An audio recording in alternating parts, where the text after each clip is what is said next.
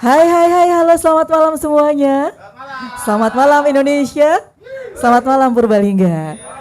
Alhamdulillah, ya di malam yang dingin-dingin empuk ini, ya karena suasananya hujan ya. Alhamdulillah kita berjumpa dalam acara ngopi, ngobrol perkara ini itu. Oke, kita akan ngobrol santai malam hari ini dan podcast kita di kantor Kopi Purbalingga, Jawa Tengah. Oke, malam hari ini kita akan kedatangan seorang tamu yang akan kita ajak berbincang-bincang santai malam hari ini, yang akan mengupas tuntas masalah UMKM Purbalingga yang bangkit pasca pandemi. Tapi tentunya selepas yang satu ini.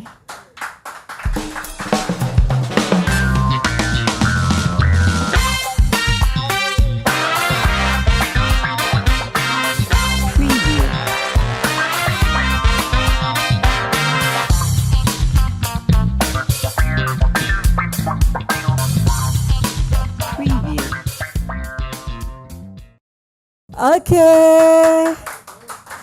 iya kembali lagi di acara ngopi, ngobrol perkara ini itu. Oke, segera saja kita hadirkan tamu kita malam hari ini, yaitu Bapak Adi Purwanto Oye. Iya, kasih aplaus dong buat Pak Adi.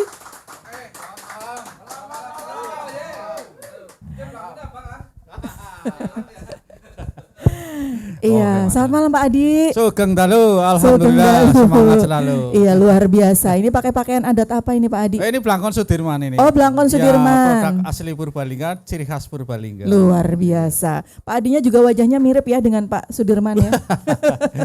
Anu Semadang. Cowoknya. Oh, semangat. Iya. Blangkonnya juga gambarnya lawa kalau nggak salah itu ya. Kalau lawar. Ini kaosnya juga ekoprint nih, produk Purbalingga juga. Oh, produk Purbalingga juga. Dan sarungnya ekoprint nih. Luar biasa. Betul-betul Pak Adi ini sedang mempromosikan produk-produk UMKM Purbalingga. Oh nih. iya, wajib. Iya, luar biasa. Pakai. Kasih tepuk tangan dong buat Pak Adi. Oke, sip. Mantap. Iya. Baik. Pak Adi, bahwa kita tahu ya, selama pandemi ini, kita kan dari tahun 2020 ya. 2020, 2021 dan ini 2022 baru kelar pandeminya. Selama 2 tahun pandemi ini salah satu yang terdampak oleh pandemi itu adalah sektor UMKM. Iya, karena apa? Karena ya selama pandemi itu kan kita ada pembatasan ya, ada pembatasan kegiatan-kegiatan masyarakat, bahkan kita tidak boleh keluar rumah dan sebagainya, tidak bisa keluar kota dan sebagainya. Nah, tentu dampaknya luar biasa sekali terhadap sektor UMKM di Purbalingga. Nah, setelah 2 tahun ini kan beberapa waktu yang lalu pemerintah sudah ada kelonggaran nih Pak Adi terhadap pandemi ya. Bahkan kita turun dari level 3, 2, 1, akhirnya sekarang kita alhamdulillah sudah longgar sekali. Ya, sudah longgar sekali, tapi yang ketat bajunya ya Pak Adi. Yang ketat bajunya. Dompetnya juga. Iya, bajunya ketat karena selama pandemi itu berat badan pada naik. Nah, Pak Adi, setelah kita longgar ini, kemudian kan mulai ada arus mudik, arus mudik, kemudian sektor-sektor pariwisata itu juga sudah mulai dibuka, dan ini kan alhamdulillah sekali ya, dan ini atmosfer positif ini patut untuk diapresiasi, dan sepertinya kalau kita lihat UMKM di Purbalingga sudah mulai menggeliat ini Pak Adi. Iya, sudah mulai ada harapan cerah. Sudah ada harapan. Jadi minimal ada semangat dulu atau harapan-harapan. Jadi itu sesuatu yang di awal memang harus seperti itu dulu. Jadi memang ada harapan dulu. Jadi harapan itu kemudian nanti berlanjut kepada sebuah peluang gitu. Jadi itu seperti itu. Jadi kalau sudah nanti semua sektor bergerak, UMKM itu akan dengan mudah menyesuaikan. Jadi itu UMKM itu orangnya kuat-kuat sekali dan mudah menyesuaikan. Jadi kayak kemarin pas pandemi juga jangan dikira mereka mati kutu ya, tidak. Jadi mereka memanfaatkan semua peluang-peluang yang ada. Jadi misalkan kemarin jualan bakso, baksonya agak sepi, dia punya HP, sudah apapun yang dia punya harus dijual itu kan. Jadi melalui reseller atau mungkin WA dan segala macam itu seperti itu. Oh begitu ya. Pak Adi gimana nih? Selama pandemi 2 tahun itu, apakah UMKM Purbalingga itu turunnya kira-kira sampai berapa persen dari sebelumnya? Sebelumnya? Kalau turun itu sudah enggak karu-karuan, itu sudah hampir terjun bebas ya Pak ya? Ya pokoknya yang penting asal hidup dulu, jadi asal hidup dulu, asal jalan dulu, asal usaha itu berjalan dulu, asal dia bisa menghidupi keluarganya. Jadi untuk mendapatkan omset, untuk meraih keuntungan atau mungkin menambah aset itu sangat-sangat sulit sekali, sehingga mereka betul-betul terkunci karena memang yaitu karena uang beredar menjadi sangat sedikit sekali, semua terkunci semua, sehingga UMKM pasti akan terkunci juga, sehingga dia akan drop. Nah, salah satu usahanya yaitu mereka untuk bertahan hidup adalah tetap mempertahankan usahanya, ada yang banting setir ke usaha yang lain atau dengan usaha yang sama tetapi dia memodifikasi dengan usaha yang lain. Jadi alhamdulillah ini Purbalingga luar biasa sekali. Iya. Jadi mungkin salah satu kabupaten di Jawa Tengah yang rumah reseller itu kayaknya Purbalingga dok itu. Luar jadi biasa, di Purbalingga ya. itu ada komunitas namanya apa didol Padoli, grup Padoli, apa didoli. Itu grupnya mamak-mamak semua dan mereka punya usaha semua dan apa didoli. Oh termasuk. Nah, itu seperti itu sebuah apresiasi yang luar biasa kami dari pemerintah bahwa mereka bertahan hidup. Ya pokoknya dodolan apa, kok duwe barang apa, ngene tek dol reseller jujuk-jujukna dan itu seperti itu. Itu cara bertahan mereka itu seperti itu. Luar biasa. Pokoknya apa buah apa dan itu saling menguntungkan ya, artinya antar produsen dia menjadi reseller, produsen ini menjadi reseller, itu luar biasa sekali, antaranya menjualkan barang-barangnya temannya atau mungkin yang lain, kulakan yang lain dan segala macam, itu mereka bertahan hidup. Jadi alhamdulillah sekali dengan Padoli ini merupakan semangat sekali untuk teman-teman di Purbalingga pada saat itu untuk bertahan. Nah kalau sekarang sudah pasca pandemi, ketika sektor sudah mulai dilonggarkan, kami tinggal tidur itu. Karena kalau sudah sektor-sektor longgar seperti ini, ya sudah kita tinggal nanti produk-produk unggulnya kita sentuh lagi, kita kasih semangat dan segala macam itu seperti itu. Iya, Pak Adi, kalau data jumlah pelaku UMKM di Purbalingga itu sebetulnya ada berapa sih? Waduh, di Purbalingga data BPS itu sekitar 2019 sensus ya, iya. Itu sekitar 96.000 sekian. Jadi sepanjang mata memandang itu isinya usaha mikro. Panjenengan keluar dari sini 10 meter saja itu sudah ada depan lagi dan pokoknya sepanjang jalan itu isinya usaha mikro semua. Sehingga kami di pemerintahan itu pasti akan bermain dengan dua kaki. Satu dengan kebijakan, yang kedua dengan teknis. Jadi kalau kebijakan itu kan kita tidak mungkin bahwa 96.000 itu harus kita garap semua itu. Sehingga nanti harus disentuh dengan kebijakan. Nah, nanti ada yang teknis itu mesti ada bantuan, ada modal, ada pelatihan, ada fasilitasi, pendampingan. Nah itu dari sisi teknisnya. Tapi kalau di sisi kebijakan itu seperti itu. Jadi kita aktif melobi ke bupati, ke satgas, pula nek bisa nek lagi patroli aja tesidak kabeh lah melas cuci jiba. Itu yang pembatasan jam ya bukan apa sing tesidak ini aja jam 9 ya kok mau titik lah.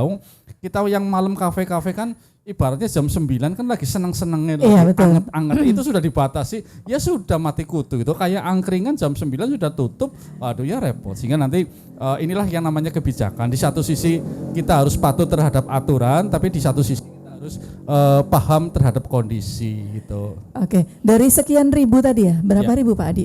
96.000. 96.000 UMKM. Ya. Terdata tidak ketika pandemi itu berapa yang mati? Kita tidak sempat mendata ya, artinya kita hanya sampel.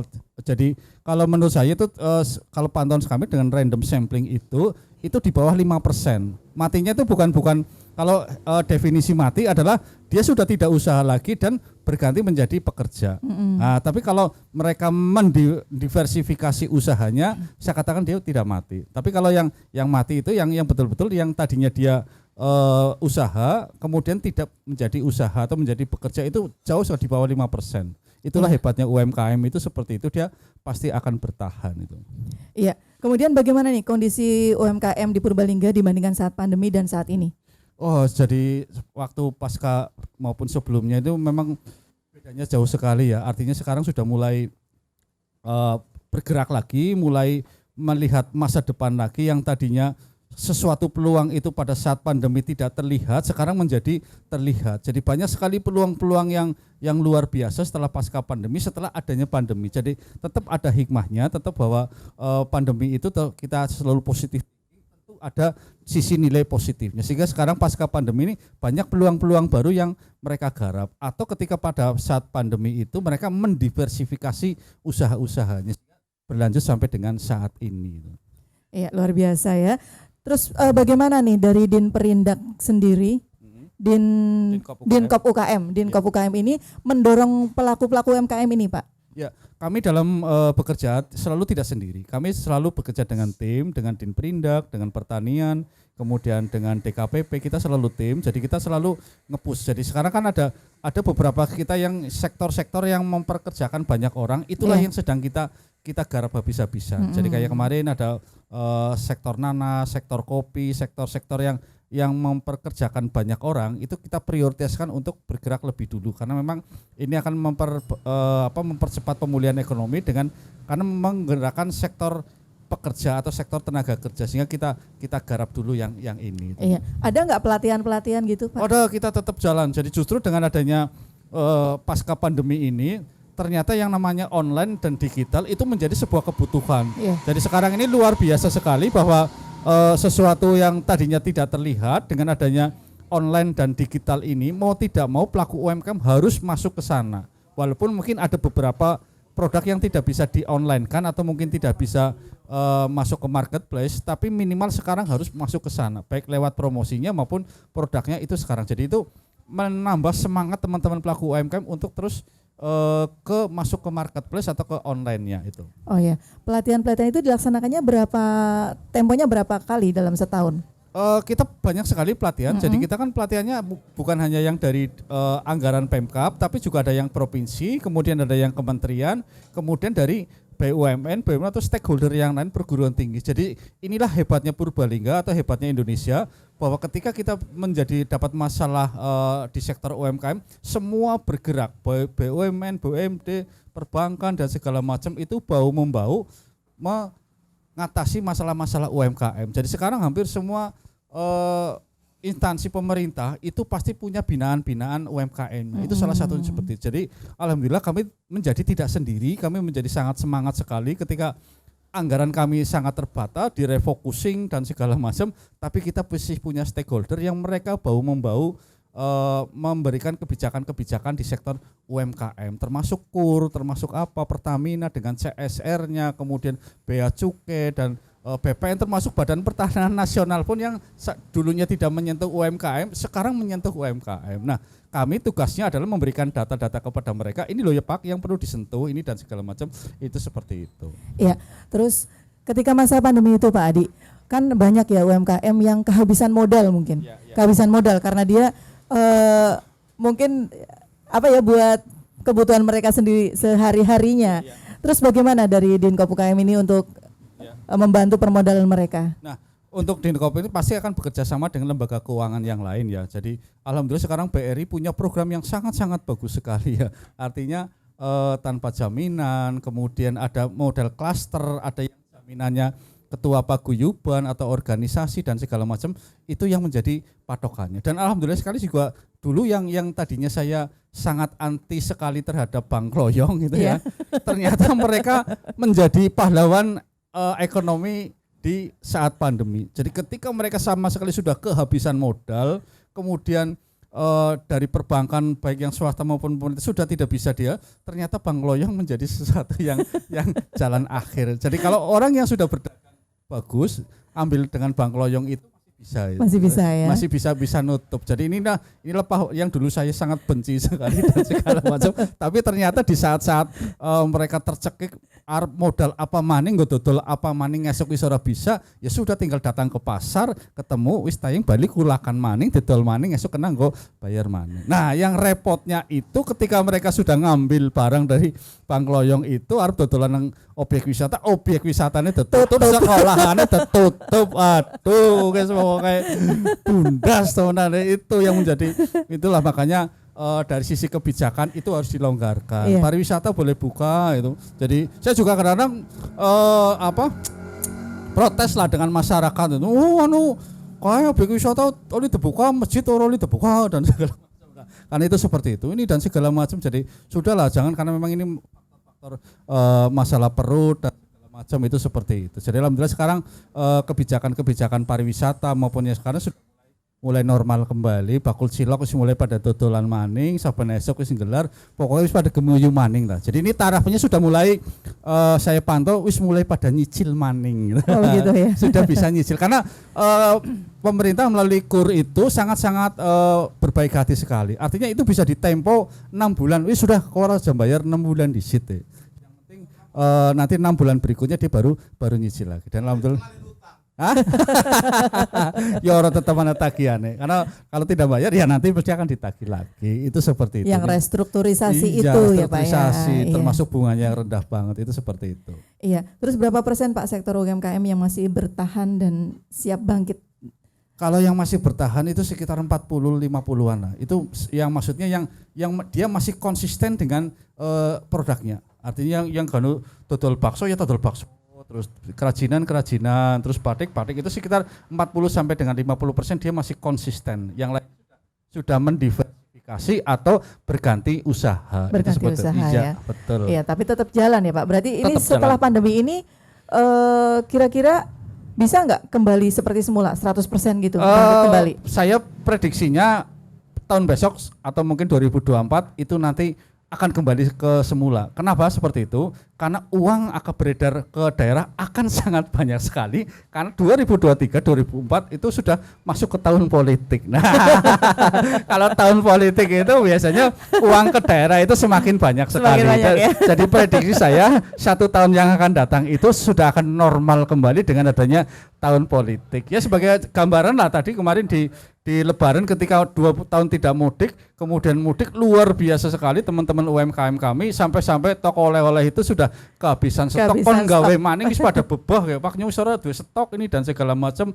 walaupun minyak mahal. Jadi itulah hebatnya UMKM ketika minyak goreng mahal tapi dia kan bisa otak-atik lah mau sing mendoan gede jadi mantan dikurangi telung berapa. Nah itu semua bakso sing mau gede ini semuanya ya dikurangi sedikit gitu, ya. Karena untuk menaikkan harga mereka agak riskan juga itu. Iya, sebetulnya kalau UMKM itu ada berapa sektor sih Pak Adi?